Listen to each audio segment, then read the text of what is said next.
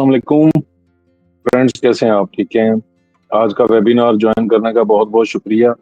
और जैसा कि आप लोग जानते हैं, इनविटेशन लिंक में आपको इन्फॉर्मेशन आ चुकी है कि आज हम केबल एंड इंटरनेट बिजनेस का अ, तरसील का जो वर्जन है उसके बारे में डेमो देंगे और केबल और इंटरनेट बिजनेस की बिलिंग के मसाइल पे बात करेंगे। और इस चीज को डिस्कस करेंगे कि किस तरीके से केबल और इंटरनेट के बिजनेस को तरसील सिस्टम सहूलत प्रोवाइड करता है, उनकी बिलिंग को कैसे फुली ऑटोमेट करता है और उनकी कलेक्शन को कैसे ऑटोमेट करता है और कैसे उनको फैसिलिटेट करता है कि वो अपने मोबाइल पे बैठ के अपना फील्ड ऑपरेशन मॉनिटर कर सकें और अपने फाइनेंसेस को, एक्सपेंसेस को किस तरीके से मैनेज कर सकें, अपने रिसीवेबल्स को, कस्टमर लेजर्स को किस तरीके से मैनेज कर सकें। तो आइए टाइम ज़ाया किए बगैर मैं आपके साथ अपने सिस्टम की स्क्रीन शेयर करता हूं और हम देखते हैं कि तरसील सिस्टम इस पे कैसे काम करता है। तो लेट्स स्टार्ट।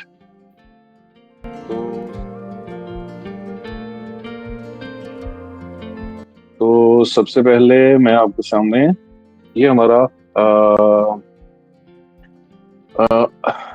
एप्लीकेशन का लॉगिन स्क्रीन है। यहाँ पे आप जब फ्री साइन अप करते हैं तो cloud.tarsil.pk पे जाके आप फ्री साइन अप का बटन यूज करते हुए एप्लीकेशन में फ्री साइन अप अकाउंट अपना क्रिएट कर सकते हैं। और ये ट्रायल अकाउंट होता है, 14 डेज के लिए आपको ये फ्री मिलता है ताकि आप अपना एप्लीकेशन अपने बिजनेस की रिक्वायरमेंट के मुताबिक इसको फुली टेस्ट कर सकें और देख सकें कि आपकी रिक्वायरमेंट को किस तरीके से, हर तरीके से आप इसकी टेस्टिंग कर सकते हैं, इसकी परफॉर्मेंस चेक करें, इसकी रिपोर्टिंग चेक करें, अपने फील्ड स्टाफ को देखें कि मैप के ऊपर वो किस तरह आपको नजर आते हैं। तो आइए प्रोसीड करते हैं। मेरे पास ये एक डेमो अकाउंट है और मैं इस डेमो अकाउंट का यूजर नेम पासवर्ड इसमें डाल चुका हूँ और मैं इससे लॉग इन कर रहा हूँ। अभी लॉग इन जब आप करते हैं तो सबसे पहले एप्लीकेशन आपको आपके डैशबोर्ड पे ले जाती है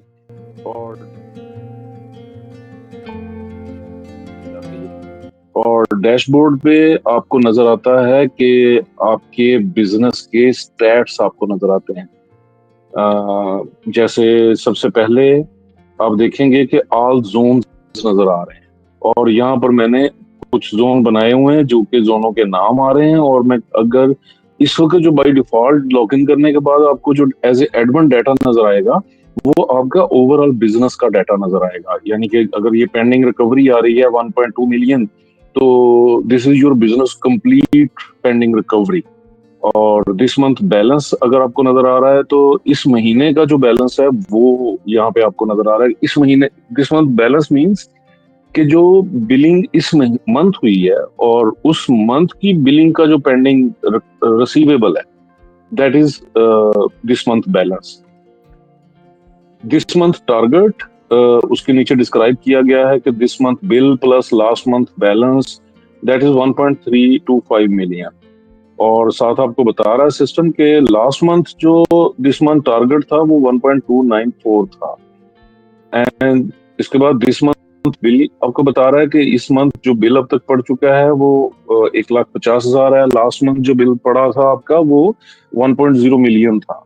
तो ये कोई भी फिगर जो आपको डैशबोर्ड पे नजर आ रही है, इस फिगर पे आप क्लिक करेंगे तो आपको एक पॉपअप खुलेगी और उसमें आपके तमाम कस्टमर्स की लिस्ट खुलेगी विद देयर बिल्स। उनके जो पेंडिंग अमाउंट्स हैं, उन पेंडिंग अमाउंट्स के साथ उनकी सारी वो डिटेल आपके सामने ओपन हो जाएगी।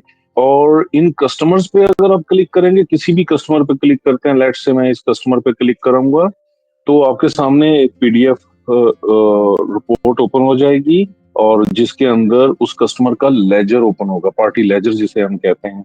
तो सिस्टम आपको यहाँ पे बता रहा है कि 2 अप्रैल को एक बिल पड़ा है कस्टमर का 1,200 रुपए का, जिसमें कि टू इंटरनेट एट 600 जो आपका पैकेज है, 600 प्राइस पे वो 2 पैकेज इसको बेचे गए हैं और वो इस तरह हो रहा है। 7 अप्रैल को एक सेल हुई है और उसकी डिटेल आ रही है जिसमें कि ट्रांजैक्शन मिजान बैंक के थ्रू रिसीव हुई है। अच्छा, जो सेल हुई है वो 4600 की हुई है और जो पेमेंट रिसीव हुई है वो 2423 रुपीज हुई है। और जो बैलेंस है कस्टमर का वो 3,377 रुपीज है जो करंट बैलेंस है कस्टमर का। तो इस तरीके से आप देख सकते हैं, ऊपर आपको कस्टमर का कोड जो कि सिस्टम जनरेटेड है, कस्टमर का नेम, एड्रेस एंड कस्टमर का मोबाइल नंबर, एवरीथिंग पूरी डिटेल आपको सिस्टम में मिलती है। यहाँ पे आपको आपके कंपनी का लोगो यहाँ पे आता है, जो कि बिजनेस सेटिंग से जाके आप अपना लोगो अपलोड करेंगे, वो लोगो यहाँ पे आएगा। कंपनी का नेम, जहाँ पे ये केबल डेमो लिखा आ रहा है, यहाँ पे आपकी कंपनी का नाम आता है, और उसके नीचे आपका कंपनी का phone number, address and everything जो कि आपने सिस्टम बिजनेस सेटिंग के अंदर दिया होता है, वो सारी डिटेल यहाँ पे आ रही होती है। तो ये प्रिंटेबल रिपोर्ट होती है। आप इसको, तमाम रिपोर्ट्स जो तहसील सिस्टम में ओपन होती हैं वो प्रिंटेबल भी होती हैं, शेयरेबल होती हैं। ये वन क्लिक पे आप उनको डाउनलोड कर सकते हैं, एज ए पीडीएफ वो रिपोर्ट्स डाउनलोड हो जाती हैं। मैं वापस डैशबोर्ड पे आता हूँ, और यहाँ पे लास्ट मंथ बैलेंस आ रहा है, और उससे पिछले मंथ का बैलेंस वो यहाँ पे आ रहा है। टुडे कलेक्शन 0 आ रही है, यस्टरडे कलेक्शन 0 आ रही है, दिस वीक कलेक्शन 0 है, लास्ट वीक कलेक्शन 22,213 है। तो अंडरस्टैंडेबल है। तमाम विजिट्स जो तहसील के डैशबोर्ड पे आ रही हैं, आप इनको जब देखेंगे तो यू कैन, सेल्फ एक्सप्लेनेटरी है, आपको क्लियरली अंडरस्टैंड होता जाएगा कि ये आपके बिजनेस के स्टैट्स क्या बता रहे हैं। दिस मंथ कलेक्शन जो है वो बताई जा रही है। आप इस पे भी क्लिक करेंगे तो आपको वो डिटेल खुल जाएगी कि किस कस्टमर से कितनी कितनी पेमेंट जो है वो रिसीव हुई है। क्रेडिट मींस वो पार्टी जो क्रेडिट हुई है, यानी कि उसकी जो पेमेंट रिसीव हुई है आपको, ये वो डिटेल है। और इसको आप देख सकते हैं। अभी हम फर्दर एंट्रीज करेंगे तो उनकी भी डिटेल आपको मिलेगी। दिस मंथ एडवांस कलेक्टेड जो है वो ये है, लास्ट मंथ डेटर्स अमाउंट ये है, दिस मंथ न्यू कस्टमर्स 14 बने हैं, लास्ट मंथ 79 बने थे, दिस मंथ क्लोज कस्टमर 10 है, लास्ट मंथ भी 10 थे। एक्टिव कस्टमर इस वक्त हमारे पास 2202 चल रहे हैं, और क्लोज कस्टमर जो है अब तक के वो टोटल 12 कस्टमर्स हैं। इसके अलावा आइटम वाइज बिल की ये मेन विजेट है, जिसपे कि आपको वो आपके जितने भी पैकेज हैं, हर पैकेज की डिटेल बताएगा कि इंटरनेट पैकेज आपका जो है वो 26,200 का बिल इस मंथ पड़ा है, और वो किस किस क्लाइंट का पड़ा है, वो उस पर क्लिक करने पे आपको वो भी पता चल जाएगा। ठीक है, टेस्ट के नाम से एक पैकेज है, इंटरनेट एट 6,000 के नाम से एक पैकेज है, 600 के नाम से। तो जिस पे भी आप क्लिक करेंगे वो डिटेल आपके सामने खुलती जाएगी। 1 MB का पैकेज है, फीस है and etcetera. This month unbilled customer जो हैं वो अभी ये हैं, और उनको आप क्लिक करेंगे तो उनकी बिल डिटेल भी मिल जाएगी आपको। टोटल बिल वो बता रहा है 1,46,070 रुपए का। अगेन मैं आपको यहाँ पे ये बता दूं कि ये डेमो अकाउंट है हमारा, इसमें डेमो डाटा है। आपका जब ओरिजिनल डाटा आप सिस्टम में इंपोर्ट करेंगे, डालेंगे, तो आपके सामने जो स्टैट्स हैं that will be according to that your data in fact ना। तो ये डैशबोर्ड की हमने बात की है, और इसमें ऑल जोन्स की बात की है। अब मैं बात करता हूँ, अगर मैं किसी एक जोन को क्लिक करता हूँ तो उस जोन के जो कस्टमर्स हैं उनका जो डाटा है वो सारा यहाँ पे पॉपुलेट हो जाएगा। और फर्ज करें आपके एक से ज्यादा जोन्स हैं, और आपने उन जोन्स को रिकवरी स्टाफ जो है वो आपने डिफरेंट एलोकेट किए हुए हैं, तो तहसील सिस्टम आपके मल्टी जोन, मल्टी स्टाफ और उनकी रिपोर्टिंग बहुत अच्छे तरीके से मैनेज करता है। आपको आपके बिजनेस के स्टैट आपके जोन वाइज मिलते हैं, कस्टमर वाइज मिलते हैं, आपके सेल्स स्टाफ और रिकवरी स्टाफ वाइज मिलते हैं। तो उससे आपको अपने एम्प्लॉयज की परफॉर्मेंस को कंपैरिजन करने में आसानी रहती है। आपको पता चलता है कि किस बंदे ने कितनी जल्दी रिकवरीज कौन कर रहा है एंड एक्सेट्रा। बहुत सारी इसमें डिटेल आपको मिलती है। ये डैशबोर्ड है। डैशबोर्ड के बाद हमारे पास ट्रैक बोर्ड आ रहा है, और मैं ट्रैक बोर्ड का जस्ट एक व्यू आपको करवा देता हूँ। Track board basically is a Google map screen, और गूगल मैप की स्क्रीन है, और इस पे राइट साइड पे आपके सामने आपके कलेक्शन ऑफिसर्स जो हैं उनके नाम आ रहे होंगे, और उनकी लास्ट लोकेशंस ये गाड़ियों की सूरत में आपको नजर आएगी। किसी भी गाड़ी पे जब आप आइकन लेके आएंगे, माउस लेके आएंगे, तो वो आपको सिस्टम बताएगा कि ये वाला जो स्टाफ है ये लास्ट टाइम कब एक्टिव था और किस लोकेशन पे था। और अगर आप किसी भी बंदे का क्लिक करते हैं नेम, तो उस बंदे का उस दिन का रूट आपको तहसील सिस्टम खोल के दे देता है, जहां पे कि आप उसको देख सकते हैं कि उसकी सारे दिन की मूवमेंट का डाटा, कि वो कहाँ कहाँ फिरता रहा, किधर से किधर को मूव किया उसने, कितने बजे किस कस्टमर के पास पहुंचा, वहां से कितने बजे निकला, अगला कस्टमर उसने कब अटेंड किया, एंड सो आपको बहुत कम्प्रीहेंसिव डिटेल आपको मिलती है। बट आप देख सकते हैं कि ये इस तरीके से आपको बता रहा है कि ये बंदा इस वक्त यहाँ पे है। अच्छा, जब आप आपके सारा दिन आपका स्टाफ जब मूवमेंट करके आता है, अपनी वर्किंग करके आता है, फील्ड में कलेक्शंस करके आता है, तो ये चूंकि डेमो अकाउंट है तो इसमें उस तरह पॉपुलेट नहीं हो रहा। But let me show you के एग्जांपल के तौर पे मेरे पास एक पिक्चर है यहाँ पे, मैं वो आपको शो करना चाहूंगा, जो कि ये बताएगी कि नॉर्मली आपको शाम को ट्रैक बोर्ड का व्यू किस तरह नजर आएगा किसी एक अपने स्टाफ मेंबर का जब आप लेंगे। तो ये जो ब्लैक पिन्स नजर आ रही हैं ये आपके कस्टमर्स की पिन्स हैं, और किसी भी ब्लैक पिन के ऊपर माउस ओवर करेंगे तो उस कस्टमर का नाम, एड्रेस, कस्टमर का कोड, ये डिटेल आपको सारी नजर आएगी। और जो जो येलो पिन्स हैं ये एरो साइन के साथ आप देख रहे हैं कि इसकी मूवमेंट की डायरेक्शन बता रहे हैं, और ये आपको बताती है कि आज के दिन में आपके स्टाफ की मूवमेंट किधर किधर थी, किस किस जगह पे वो जा रहा था, एंड पूरी डिटेल आपको उसकी नजर आती है। और किसी भी पिन पे जब आप माउस ओवर करते हैं तो आपको वो उसकी लोकेशन तो आपको नजर आ रही है कि ये इस जगह पे था, लेकिन जब आप माउस ओवर करेंगे तो आपको वो डेट एंड टाइम भी साथ बताएगा कि ये किस वक्त यहाँ पे था। ठीक है, तो उससे आपको पूरे दिन का एक हाइपोथेटिकल और डिटेल्ड व्यू मिल जाता है कि आपके स्टाफ की मूवमेंट का डाटा। तो ये it's a kind of forensic data, आपको GPS based forensic original data आपको तरसील सिस्टम प्रोवाइड करता है।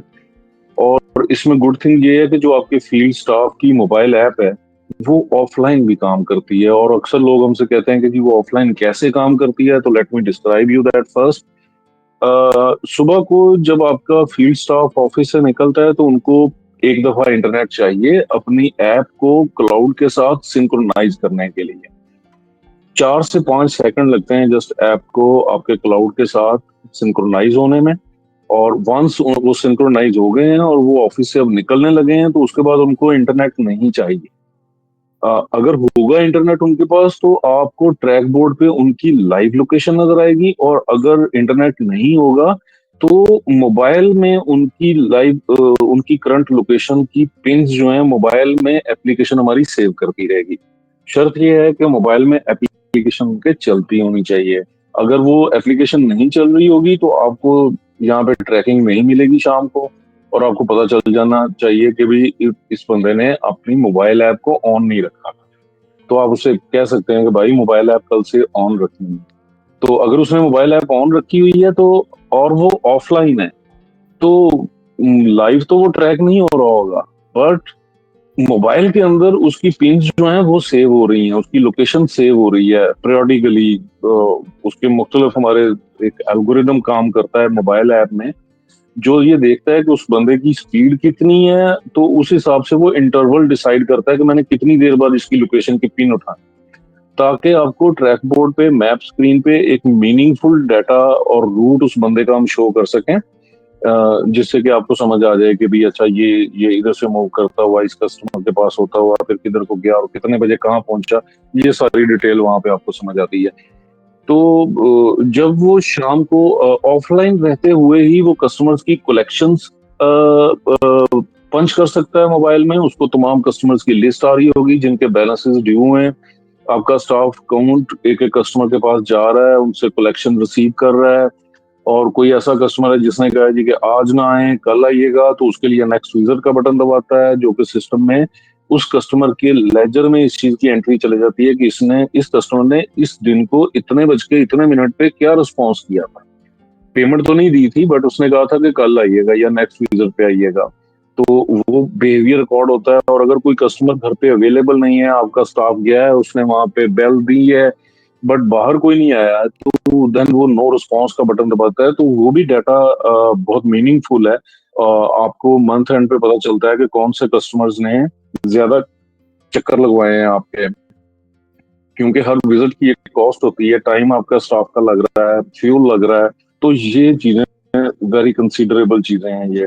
तो उसके बाद ये तमाम डाटा ऑफलाइन रहते हुए उसके मोबाइल में सेव हो रहा है। और अगर आपने उनको पॉकेट प्रिंटर, जो कि ये किसी भी इलेक्ट्रॉनिक शॉप से या कंप्यूटर शॉप से आपको 5-6 हज़ार रुपए का पॉकेट प्रिंटर मिल जाता है जो कि ब्लूटूथ से हमारी ऐप के साथ कनेक्ट होता है और स्मूथली कनेक्ट हो जाता है कोई भी पॉकेट प्रिंटर।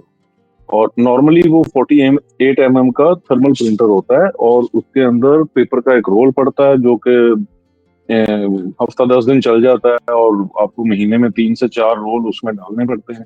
और उसमें कोई इंक नहीं पड़ती, उसमें कोई उसकी मेंटेनेंस की कॉस्ट नहीं होती। और एक दफा वो चार्ज कर लें तो पूरा हफ्ता उसको रिचार्ज करने की भी जरूरत नहीं रहती, वो बहुत कम बैटरी यूज करता है। तो अगर उसके पास पॉकेट प्रिंटर आपने लेके दिया हुआ है तो वो पॉकेट प्रिंटर के जरिए राइट वे वो कस्टमर के दरवाजे पे जब उसकी कलेक्शन डालेगा तो उसकी वो प्रिंट निकलेगा और वो कस्टमर को प्रिंट दे सकता है और मूव आगे कर सकता है। उसके बाद वो सारा दिन अपनी ये कलेक्शन कर रहा है तो उसके मोबाइल में भी ये डाटा सेव हो रहा है कि उसके पास टोटल कितनी कलेक्शन हो चुकी है, कितने कस्टमर्स को वो विजिट कर चुका है, कितने कस्टमर्स को वो मिस कर चुका है और एटसेट्रा। ये सारी इंफॉर्मेशन के साथ जब वो शाम को ऑफिस वापस आता है तो और ऑफिस में आके वो दोबारा इंटरनेट से कनेक्ट होता है, अगर तो वो सारा दिन लाइव रहा है तो ये सारा डाटा एप्लीकेशन में जैसे जैसे वो पंच कर रहा है वो वैसे वैसे ही क्लाउड पे सिंक होता जा रहा है। लेकिन अगर वो ऑफलाइन है इन दैट केस तो या किसी ऐसे एरिया में जहाँ पे वाईफाई नहीं है, सिग्नल्स नहीं है, डाटा नहीं है मोबाइल का और या उसके पास पैकेज नहीं है तो भी हमारी ऐप पे वर्किंग उसकी स्मूथ चलती रहेगी। वो कस्टमर्स को विजिट करेगा, उसकी पिन लोकेशन सेव हो रही होंगी और वो कस्टमर्स को उनकी कलेक्शन की एंट्रीज मोबाइल ऐप में कर रहा होगा और बहुत आसानी से कर रहा होगा। क्वालिफिकेशन हमारी ऐप को यूज करने की क्या है कि कोई भी ऐसा आपका स्टाफ का पर्सन जो व्हाट्सएप यूज करना जानता है, जो फेसबुक को यूज करता है और जो यूट्यूब पे वीडियोस देखना जानता है, दैट्स द प्री क्वालिफिकेशन। वो बंदा हम आपको गारंटी करते हैं कि सिर्फ 1 मिनट की ट्रेनिंग के बाद हमारी मोबाइल ऐप को स्मूथली उसको वो चला सकता है। थोड़ी देर बाद मैं उस मोबाइल ऐप का भी आपको पूरा विजिट करवाऊंगा। तो अभी हम बात करते हैं, अगले स्टेप पे जाते हैं। एंड लेट्स से ये हमारा ट्रैक बोर्ड था, यहाँ से मैं वापस आता हूँ। अब हम एडमिनिस्ट्रेशन मेन्यू को देखते हैं। एडमिनिस्ट्रेशन मेन्यू में सबसे पहले जोन्स आते हैं।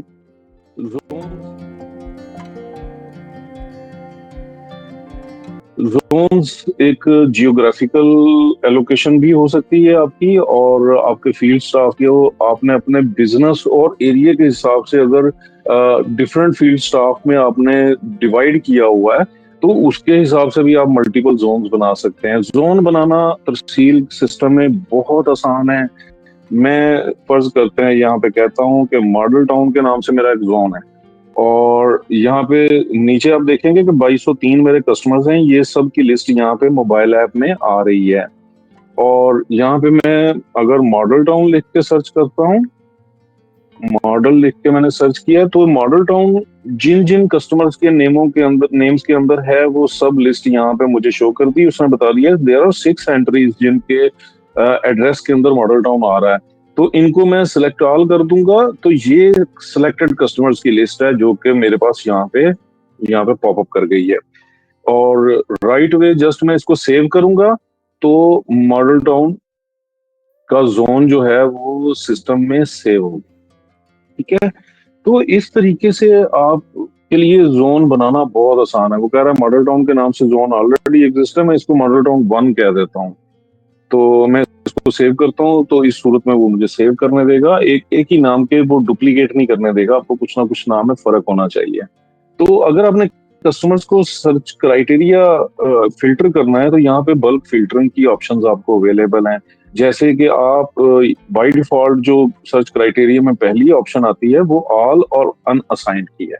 बाय डिफॉल्ट ऑल सिलेक्टेड होता है लेकिन अनअसाइंड क्लिक करने पे आपकी लिस्ट जो है वो दोबारा फिल्टर हो जाएगी। अब आप देखेंगे यहाँ पे वो 293 कस्टमर्स का बता रहा है और ये वो 293 कस्टमर्स हैं जो कि किसी भी जोन को असाइन नहीं हुए हुए, अनअसाइंड कस्टमर्स हैं। और आपको कितनी क्विकली पता चल गया कि भाई मेरे कितने कस्टमर ऐसे रहते हैं जो किसी जोन में नहीं। तो ये चीज आपको हेल्प करती है अपने कस्टमर्स को कि आप उनको आसानी से किसी भी नए जोन के अंदर या एग्जिस्टिंग जोन्स के अंदर कैसे आप डालेंगे।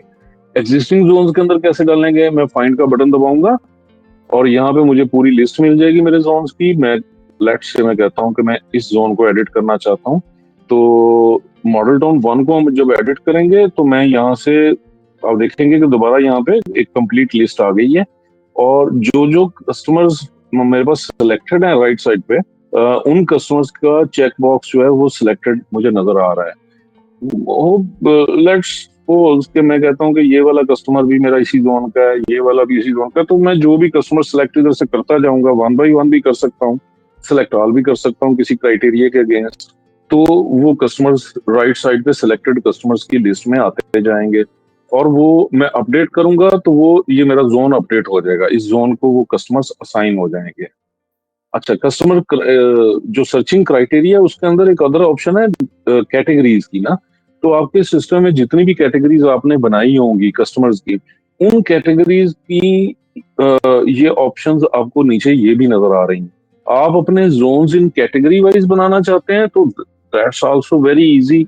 आप बड़ी आसानी से अपने कस्टमर्स को फिल्टर आउट कर सकते हैं कैटेगरी वाइज। बाय डिफॉल्ट तमाम कैटेगरीज सिलेक्टेड होती हैं, बट आप उनको चेक एंड अनचेक करने के बाद खुद सेलेक्ट कर सकते हैं कि कौन कौन से किस कैटेगरी के आप कस्टमर्स की लिस्ट देखना चाहते हैं। तो आप देखेंगे कि मैंने अब सिर्फ कमर्शियल कैटेगरी को सिलेक्ट किया है, बाकी तमाम कैटेगरीज को अनसेलेक्ट कर दिया है। तो मुझे सिस्टम बता रहा है कि 1272 कस्टमर्स ऐसे हैं जो मेरे कमर्शियल कैटेगरी में आते हैं। मैं इस कैटेगरी को भी खत्म करता हूँ, मेरी लिस्ट खाली हो जाती है, या सिर्फ वही कस्टमर रह जाते हैं जो कि किसी कैटेगरी में नहीं आ रहे। और मैं डोमेस्टिक को क्लिक किया है तो उसने मुझे बताया कि 2135 कस्टमर हैं जो डोमेस्टिक कैटेगरी के हैं। सो तहसील सिस्टम आपको क्लिक्स के ऊपर बहुत आसानी से आपकी zone management, bulk selection and everything जो आपके बिजनेस की नीड्स के मुताबिक आपको प्रोवाइड करता है।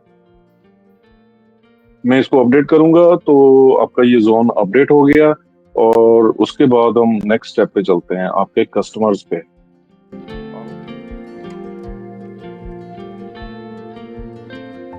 आप अपने कस्टमर्स तो यहाँ से डिफाइन करेंगे ही, आप अपने वेंडर्स भी यहाँ से डिफाइन कर सकते हैं। और समटाइम कोई केस ऐसा होता है कि आपका एक कस्टमर है और वो आपका वेंडर भी है या सप्लायर भी है, तो उसको फिर आप बोथ की कैटेगरी में रखते हैं। तो बट ये ऑप्शन बहुत कम चूंकि रेयर होती है, तो लेकिन हमने दी हुई है तहसील सिस्टम में, ये ऑप्शन आपको अवेलेबल है बोथ की ऑप्शन पे।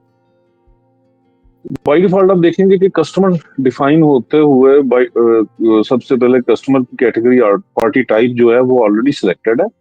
आपने यहाँ पे कस्टमर का नाम लिखा, मैं कहता हूँ कि नईम सत्तार भट्टी जो है ये कस्टमर का नाम है।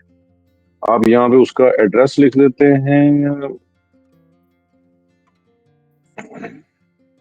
ब्ला ब्ला जो भी है, आपने कस्टमर का एड्रेस लिख दिया।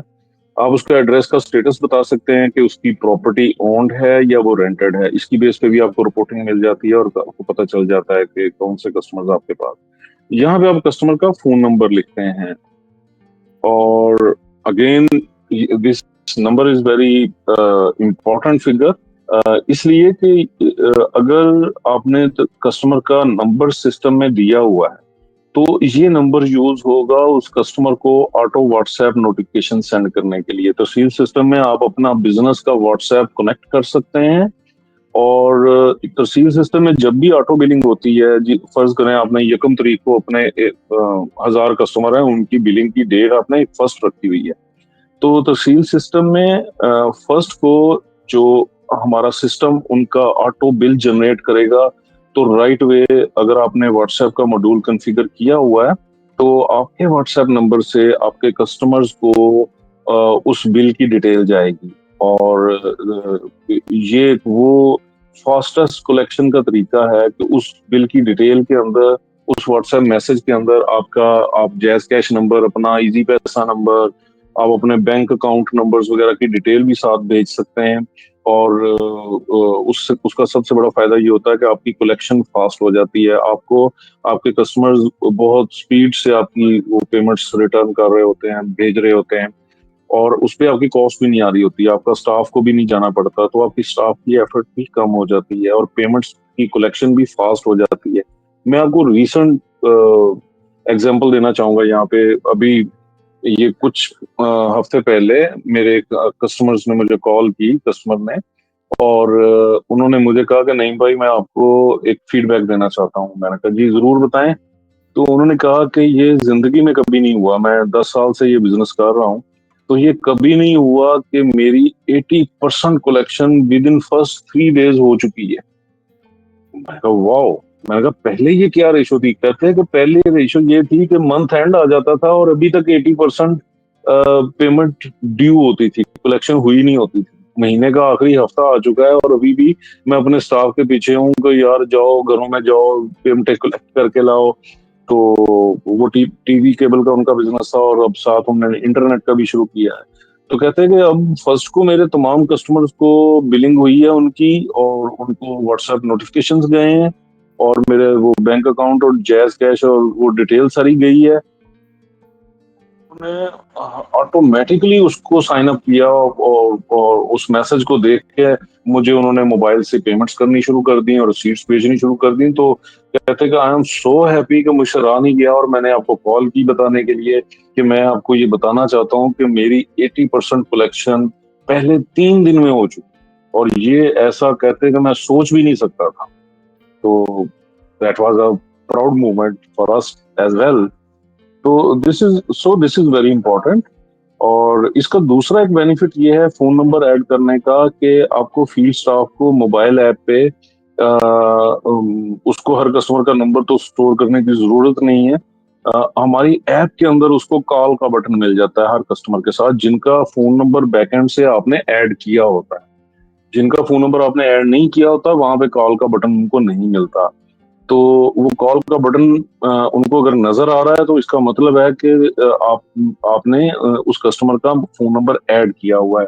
तो ये फील्ड स्टाफ को इस चीज की जरूरत कब पड़ सकती है कि वो अगर कस्टमर के घर गए हैं और वहां पे कोई अवेलेबल नहीं है, नो रिस्पॉन्स की फेज है, तो अगर वो कस्टमर को कॉल करना चाहते हैं तो आप वो उनको कॉल का बटन नजर आएगा, वो बटन दबाएंगे तो उनका फोन डायलर खुल जाएगा जिसमें के ऑटो ऑलरेडी वो आपके कस्टमर का जो सिस्टम है आपने नंबर ऐड किया हुआ है यहाँ पे, तो वो नंबर ऑलरेडी उनके डायलर में ओपन हो जाएगा और वो जस्ट कॉल का बटन दबाएंगे तो कस्टमर को कॉल मिल सकती है और वो पूछ सकते हैं उनसे कि सर आप मैं पेमेंट लेने आया हूँ या जो भी वो बात करना चाहते हैं।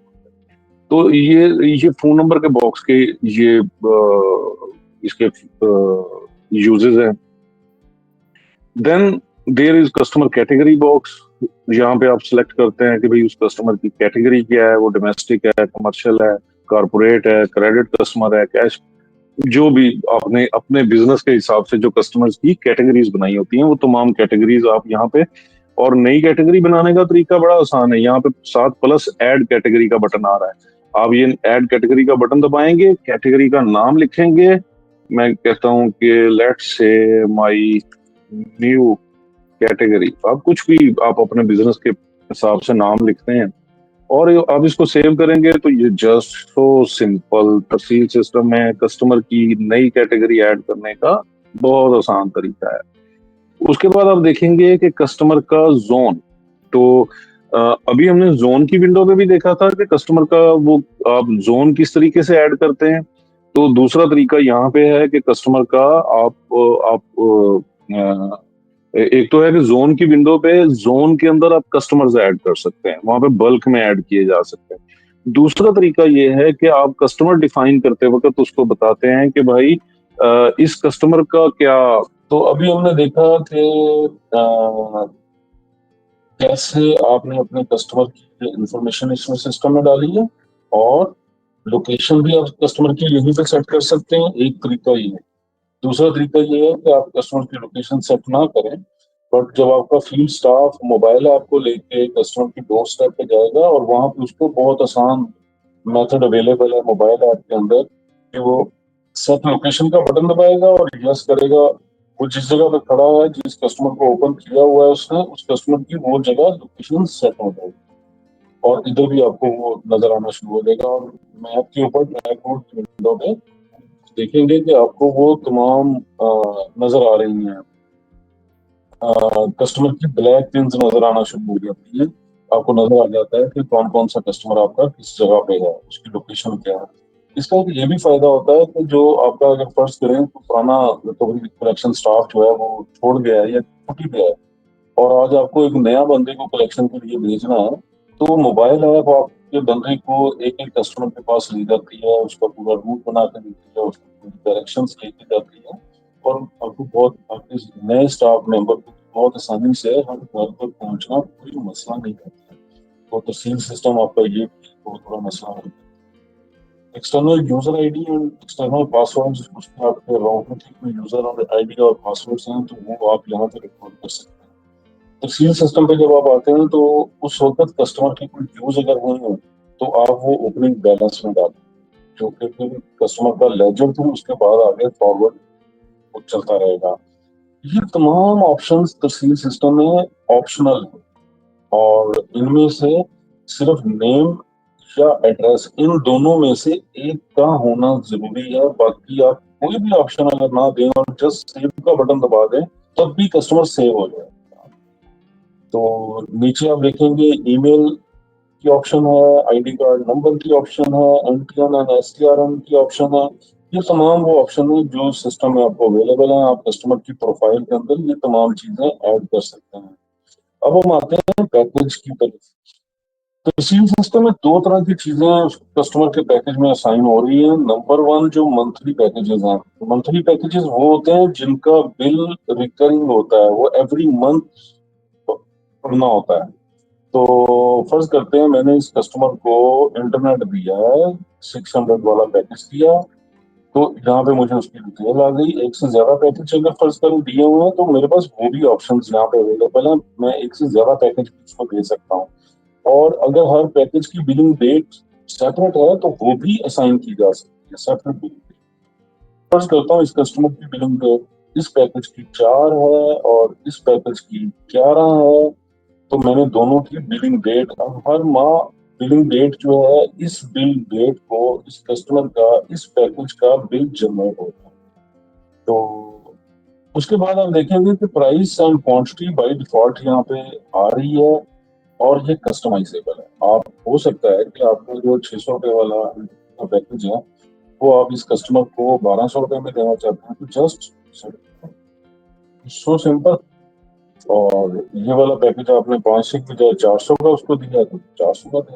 इसी तरह आपका केबल टीवी केबल का पैकेज हो सकता है, तो ये आप इस तरह प्राइस हर कस्टमर की सेट कर सकते हैं। एक पैकेज की प्राइस है और एक उस कस्टमर को, जब किसी भी कस्टमर को आप वो पैकेज दे रहे हैं तो वहां पे भी आप उसकी प्राइस जो है वो कस्टमाइज कर सकते हैं। तो वो जो प्राइस आपने सेट की होगी यहाँ पे उस कस्टमर का जो मंथली बिल पड़ेगा वो ये वाली प्राइस सिस्टम उठाएगा।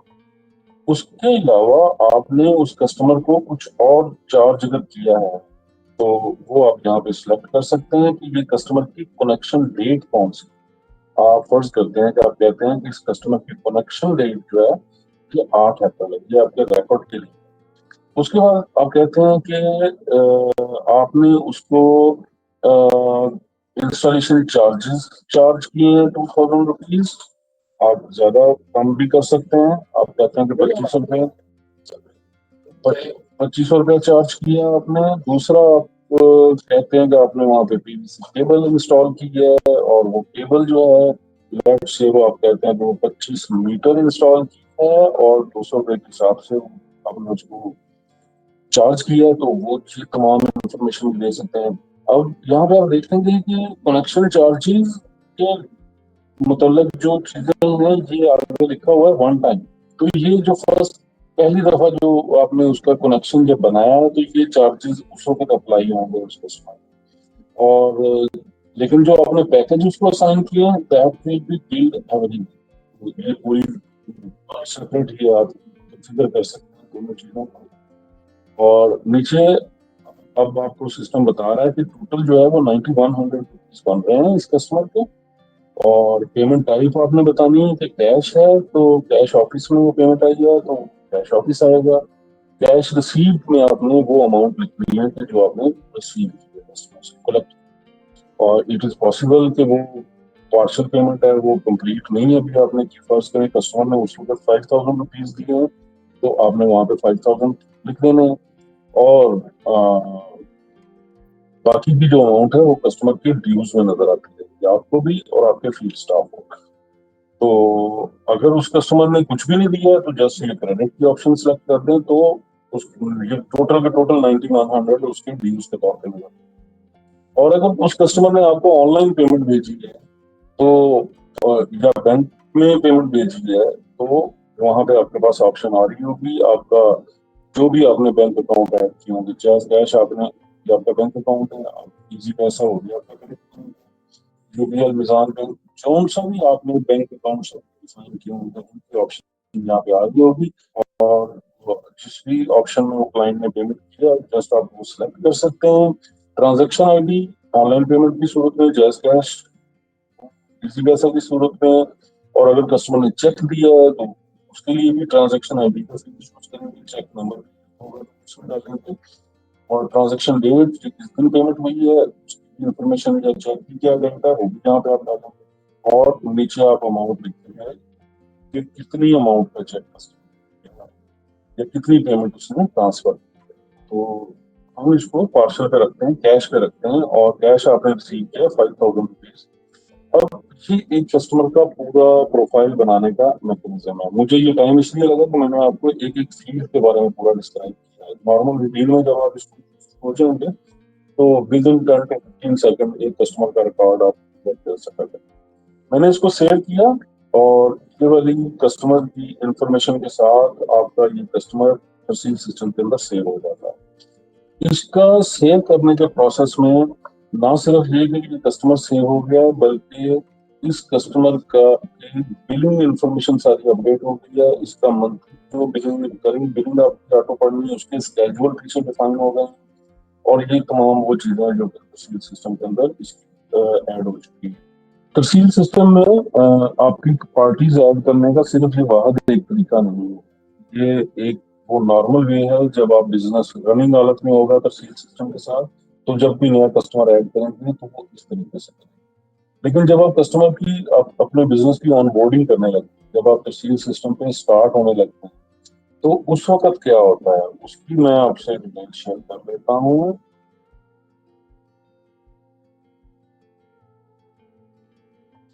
अच्छा, दूसरी जो ऑप्शन है इसमें वो इम्पोर्ट कस्टमर्स है, और ये वन टाइम फर्स्ट टाइम आप यूज करते हैं, जिसमें आप कस्टमर्स अपने बिजनेस की ऑनबोर्डिंग करने लगते हैं तहसील सिस्टम पे, तो वो हमारा सिस्टम आपको एक एक्सेल फाइल, उस एक्सेल फाइल पे आप अपने तमाम कस्टमर्स का डाटा इनपुट करते हैं, और एक ही गो में, एक ही क्लिक पे आप अपने तमाम कस्टमर की सारी बिलिंग का डाटा, इंफॉर्मेशन एंड एवरीथिंग को आप इंपोर्ट के जरिए, इंपोर्ट कस्टमर्स के जरिए यहाँ से आप डाउनलोड फॉर्मेट करेंगे।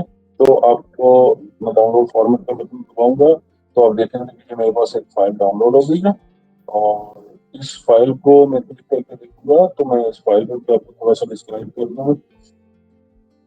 यहाँ पे ये पहली शीट है जो कि आपको इंस्ट्रक्शंस दे रही है, यहाँ पे आपने इन इंस्ट्रक्शंस को जरूर पढ़ना है। और उसके बाद ये दूसरी स्क्रीन है कस्टमर्स की शीट, है कस्टमर्स की, और ये कस्टमर्स की शीट है जिसको आप फिल करेंगे, और यहाँ पे कस्टमर के नाम ऐड करेंगे, एड्रेस ऐड करेंगे, उनके मोबाइल नंबर ऐड करेंगे, कैटेगरी कस्टमर की बताएंगे, कस्टमर का आईडी कार्ड नंबर देना चाहते हैं तो वो बताएंगे, ओपनिंग बैलेंस इस बैलेंस के फील्ड में आएगा।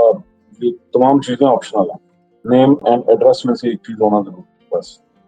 फिर इसी तरह कस्टमर का जोन देंगे, पैकेज का नाम सेलेक्ट करेंगे, बिलिंग डेट देंगे, पैकेज की क्वांटिटी बताएंगे, और पैकेज की प्राइस बताएंगे, और अगर एक से ज्यादा पैकेजेस हैं तो आप पैकेज 2 का फील्ड यूज करेंगे, उसकी बिलिंग डेट, उसका पैकेज क्वांटिटी, उसकी पैकेज प्राइस, और नीचे एंड पे आप अमाउंट रिसीव के बॉक्स में अमाउंट रिसीव डाल सकते हैं, खाली भी छोड़ सकते हैं इसको। तो ये एक दफा आपने जब ये शीट फिल कर ली, इसको आपने सेव कर लेना है, और यहाँ पे आके आपने चूज फाइल को अपलोड का बटन दबाना है, और यहाँ से आपने फाइल को चूज सेलेक्ट करना है, ओपन करना है, और ये अपलोड का बटन दबा देना। It will take few minutes, but जैसे ही वो प्रोसेस पूरा होगा तो तहसील सिस्टम आपको स्टेटस दिखाएगा सारा कि कितने कस्टमर्स आपके उस फाइल में थे, उनमें से वो कितने अपलोड हो गए हैं, और अगर कोई नहीं हुआ है तो वो आपको क्रॉस दिखाएगा कितना का, और बताएगा कि इस कस्टमर के डाटे में ये प्रॉब्लम है, तो इस वजह से ये वाली लाइन का डाटा जो है ये सेव नहीं हुआ है। तो आपको आसानी होती है कि आप उस लाइन को नोट कर लेते हैं और उस लाइन को इंडिविजुअली या तो डाल सकते हैं दोबारा सिस्टम में, जैसे हमने पहले कस्टमर ऐड करना किया है, या फिर आप उस एक्शन में उसको करेक्ट करके उसको उसको दोबारा ट्राई। तो कस्टमर जो इंपोर्ट करने का प्रोसेस है वो भी बहुत आसान है इसके अंदर।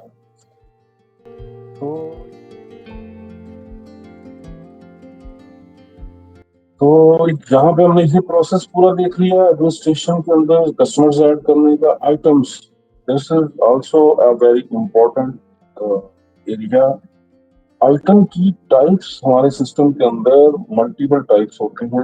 Internet and cable TV business के लिए फिनिश कोड तो आपको नहीं चाहिए होती, बट ट्रेड आइटम्स आपकी होती हैं, जैसे आपकी केबल्स हैं, आपकी राउटर्स हैं, या कुछ भी ऐसी चीज जो आप बाय करते हैं और आगे सेल करते हैं, फिजिकल चीज ट्रेड आइटम, जिसकी स्टॉक मैनेजमेंट आपको चाहिए, जिसकी इन्वेंटरी मैनेजमेंट की ट्रैकिंग आपको चाहिए। आपको ये देखना है कि मेरे पास राउटर कितने पड़े हैं, मेरे पास केबल कितनी पड़ी है, तो तहसील सिस्टम में ये पूरा स्टॉक एंड इन्वेंटरी मैनेजमेंट आपको कहता है कि आपके पास ये चीज है।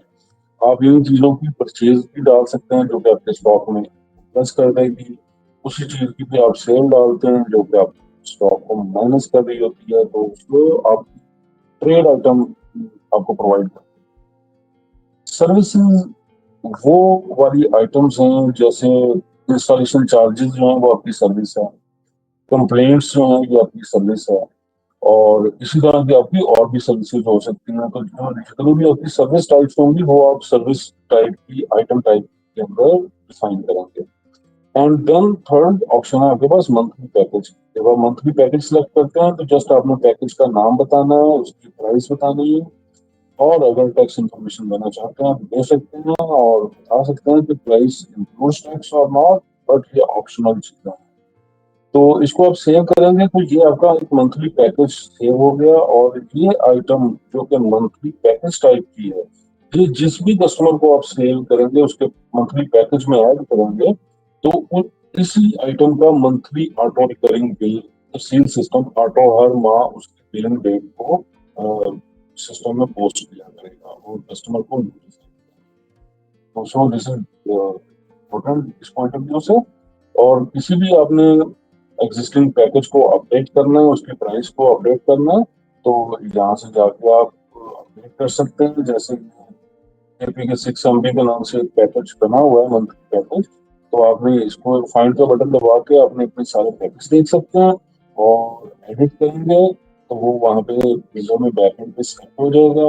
आप कहते हैं कि अब इसकी प्राइस जो है वो अगर नहीं 2500 हुआ करेगी आज के बाद, तो नए कस्टमर्स को वो प्राइस 2500 अंदर से सेट होगी और आप इसको अपडेट कर देते हैं तो ये आपका पैकेज अपडेट होगा। आप इसी तरह आपकी जो आइटम्स हैं ट्रेड आइटम्स होगी, तो अगर मैं यहाँ पे आपकी ट्रेड आइटम्स ढूंढना चाहूँ तो टाइप को आप करेंगे तो आपके मंथली पैकेजेस पहले आ रहे हैं।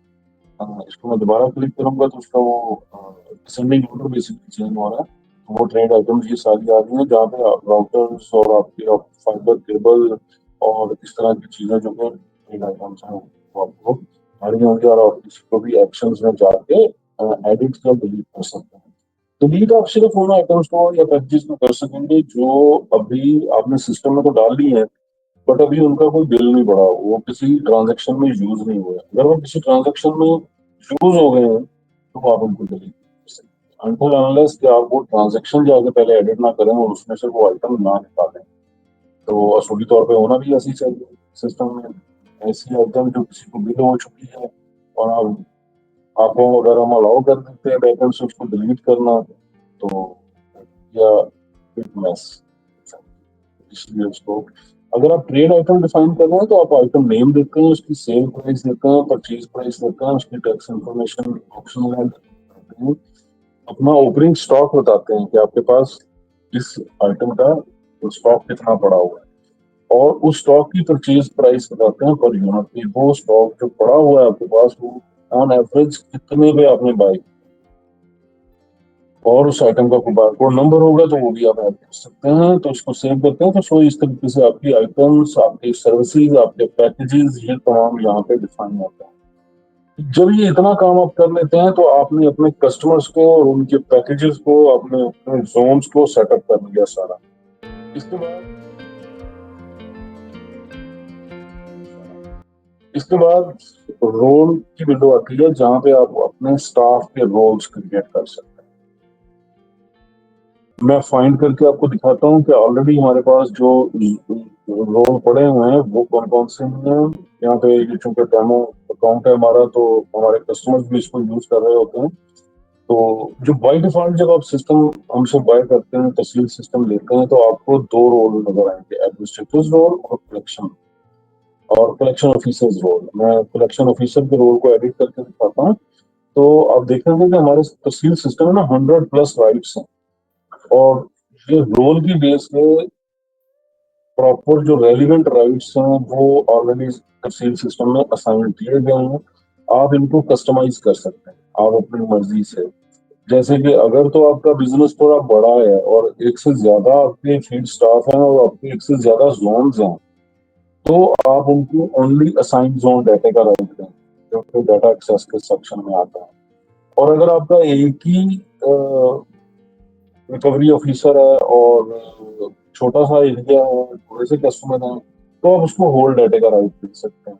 तो उस सूरत में आपको ओनली असाइन जोन डाटा पे राइट की तरफ जाने की जरूरत है।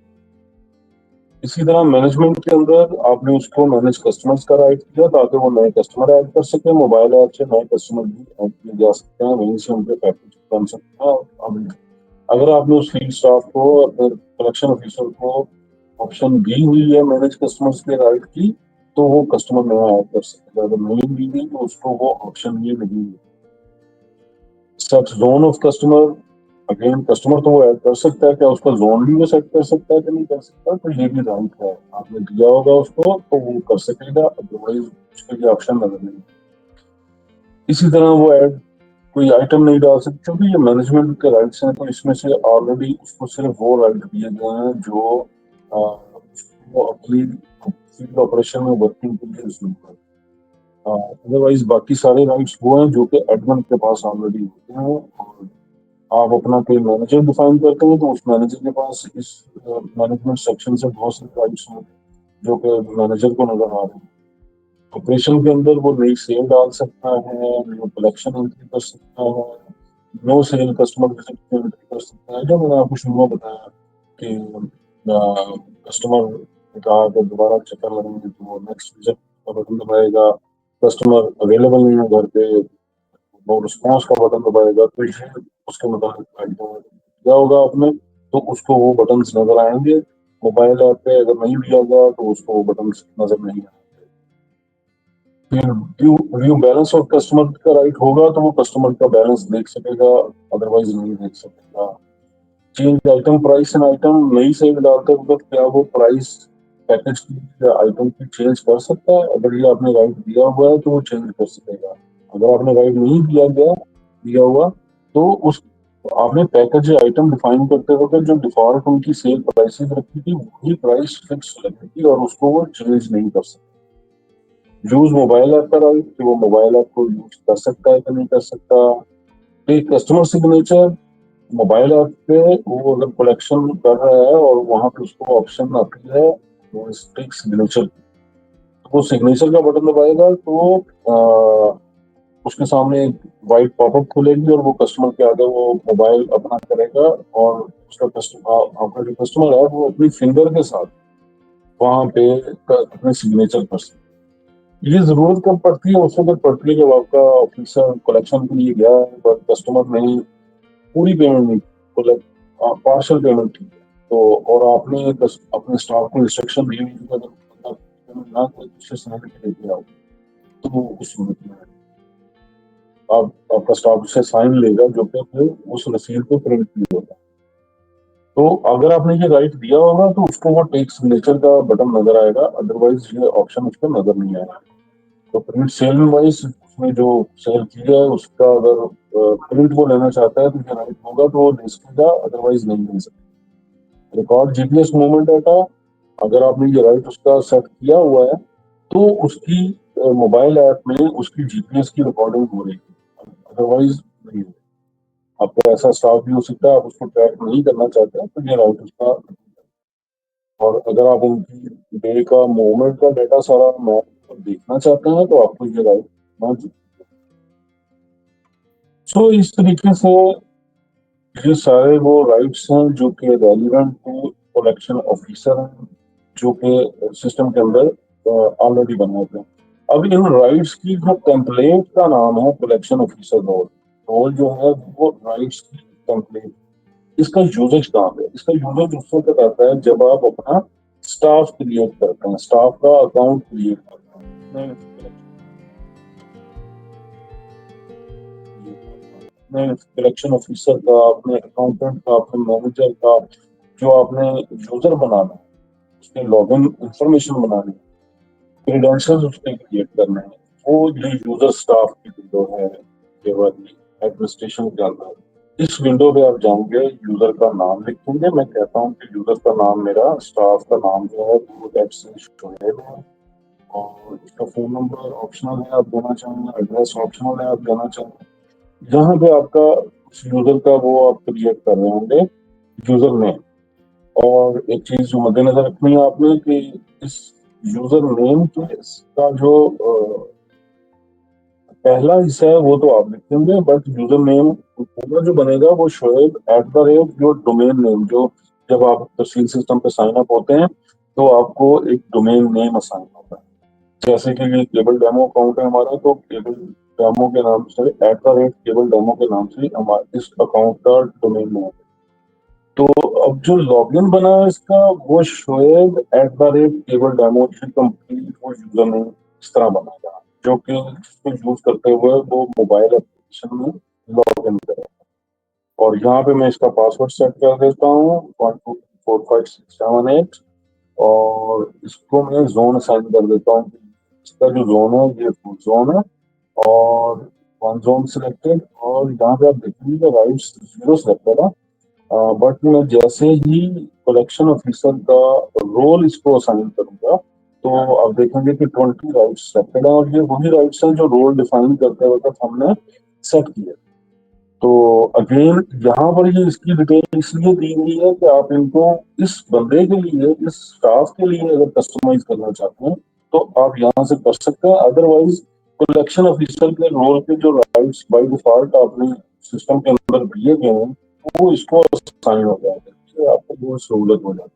ID card number, date of birth, joining date, leaving date, reference, ये वो सारे ऑप्शनल फीचर्स हैं जो आप यूज कर सकते हैं इस अपने यूजर स्टाफ की प्रोफाइल की सेटिंग में। उसकी इमेज यहाँ पे अपलोड कर सकते हैं ताकि ट्रैक बोर्ड जो आपका जब आप देख रहे हो मैप तो वहां पर आपको उसकी इमेज नजर आएगी। तो इमेज से आपको पता चल जाएगा कि ये वाला स्टाफ कौन सा है और किस जगह पे है इस वक्त। तो ये होने के बाद आप सेव का बटन दबाते हैं तो आपका ये जो स्टाफ अकाउंट है ये क्रिएट हो जाता है। यहाँ तक का जो पार्ट हमने किया है आपका एडमिनिस्ट्रेशन ऑन बोर्डिंग का सेक्शन कंप्लीट हो गया।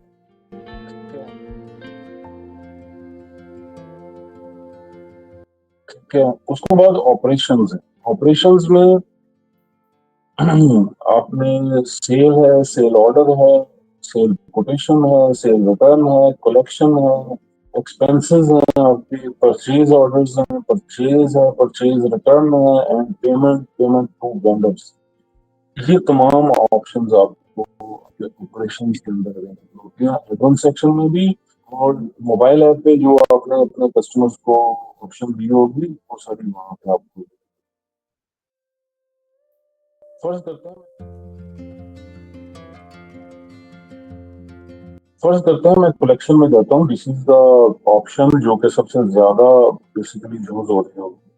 तो यहाँ कलेक्शन की विंडो पे आप जाएंगे तो क्लाउड से जब आप किसी कस्टमर की कलेक्शन डालते हैं तो कलेक्शन सबसे पहले आप अपना कस्टमर सेलेक्ट करते हैं। जैसे ही आप अपना कस्टमर सेलेक्ट करते हैं, फर्स्ट करें मैंने जो पहले कस्टमर है, जस्ट फॉर एग्जांपल इसको मैंने सेलेक्ट किया है, या मैं कोई और कस्टमर सेलेक्ट कर कस्टमर ने मुझे सेलेक्ट किया, मुझे यहाँ पे उसका बैलेंस सिस्टम बता रहा होगा कि इस कस्टमर का बैलेंस जीरो है।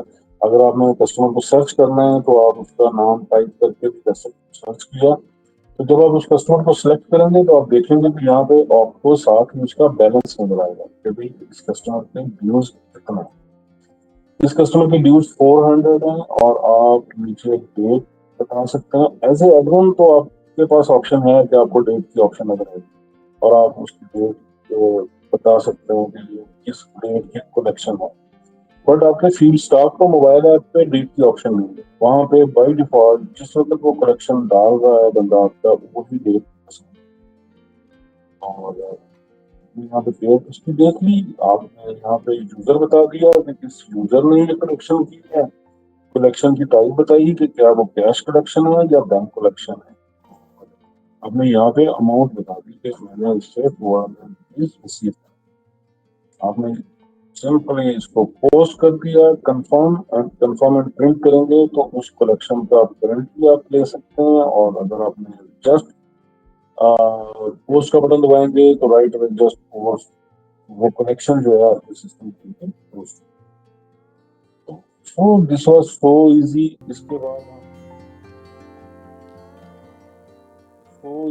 इसके बाद हम अब आपकी रिपोर्टिंग सेक्शन को देख सकते हैं और रिपोर्टिंग के अंदर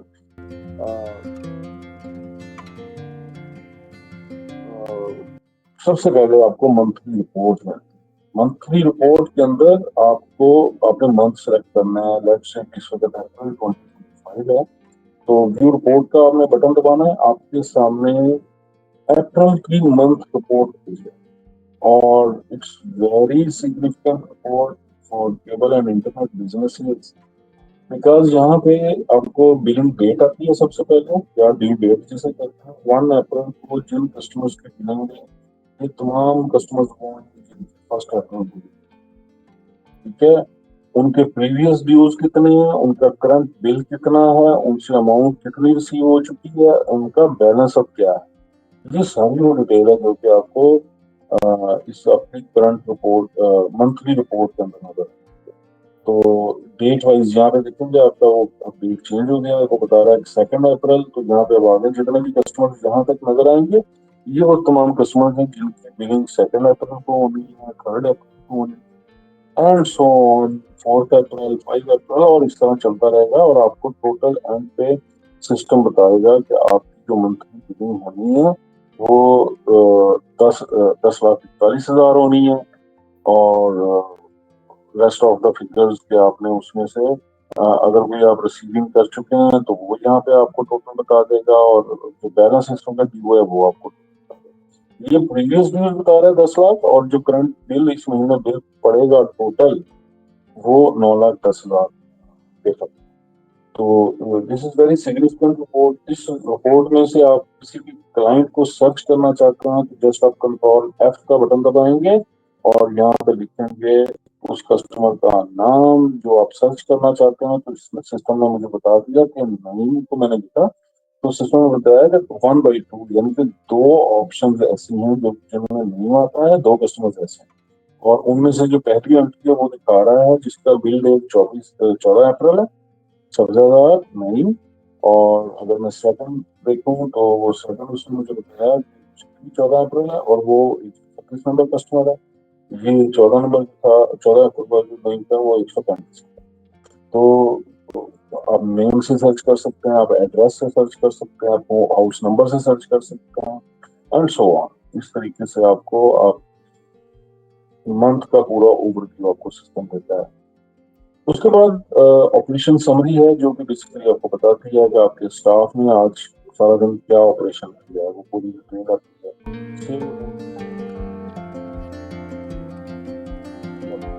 सेल रिपोर्ट के जरिए आप अपनी सेल रिपोर्ट ले सकते हैं और मल्टीपल टाइप की ले सकते हैं। बिल वाइज है आइटम वाइज है जोन वाइज है कैटेगरी वाइज है और इवन के यूजर वाइज किस कस्टमर ने सॉरी किस स्टाफ ने आपकी कितनी सेल की। तो ये तमाम डाटा और तहसील सिस्टम में रिपोर्ट्स जो है वो सिर्फ पीडीएफ में नहीं है। आप उनके डाउनलोड एक्सेल का भी बटन साथ हमने रिसेंटली इंट्रोड्यूस करवाया तो आपको एक्सेल फाइल में भी वो तमाम रिपोर्ट्स एक्सेल फाइल की डिमांड में बहुत ज्यादा थी क्योंकि एक्सेल फाइल में अगर रिपोर्ट की मिलती है, तो उस रिपोर्ट के डाटा को मैनिपुलेट करना, यूज करना, कैलकुलेट करना, अपने फॉर्मेट अपने हिसाब से यूज करना आपके लिए बहुत आसान हो जाता है। इसी तरह परचेज रिपोर्ट है,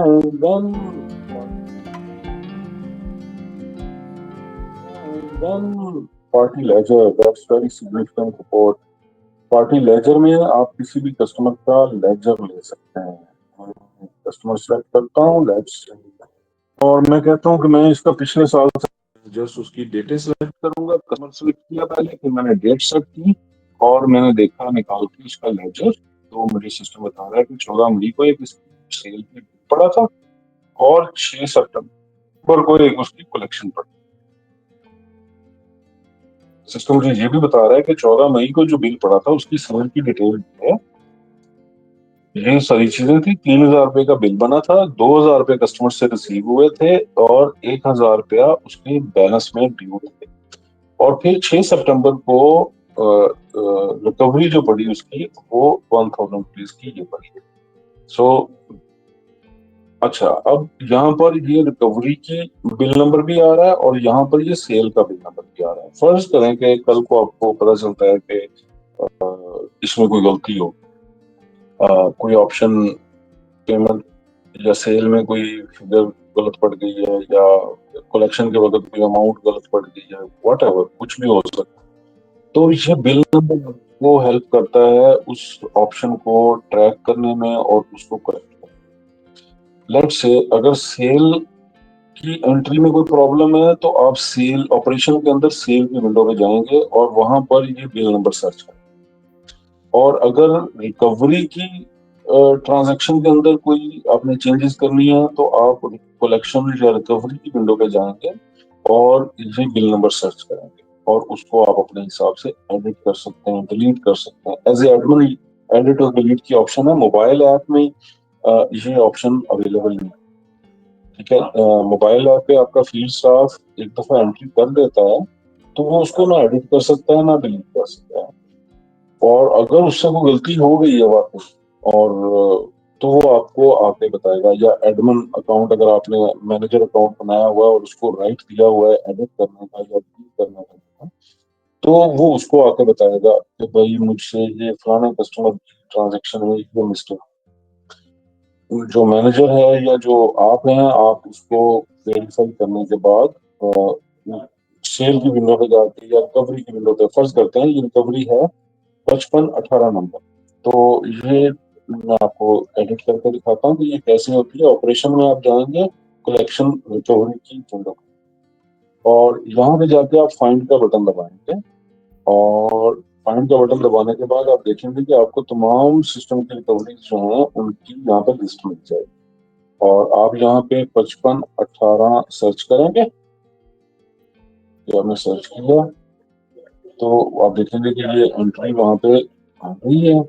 और यहाँ पे जाके आप एडिट रिकवरी का ऑप्शन है, डिलीट रिकवरी का ऑप्शन है। आप डिलीट करेंगे तो ये एंट्री सिस्टम से डिलीट होगी और अगर आप उसको एडिट करते हैं तो वो एंट्री सिस्टम पे इस तरह सिलेक्ट होगी।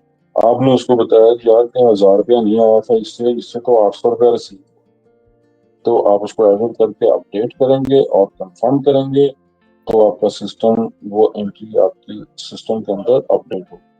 और अगर मैं इस प्रिंट को जाके रीलोड करता हूँ तो यहाँ पे आप देखेंगे कि ये 5518 नंबर रिकवरी जो 1,000 रुपया आ रही थी अब वो 800 रुपया हो गई।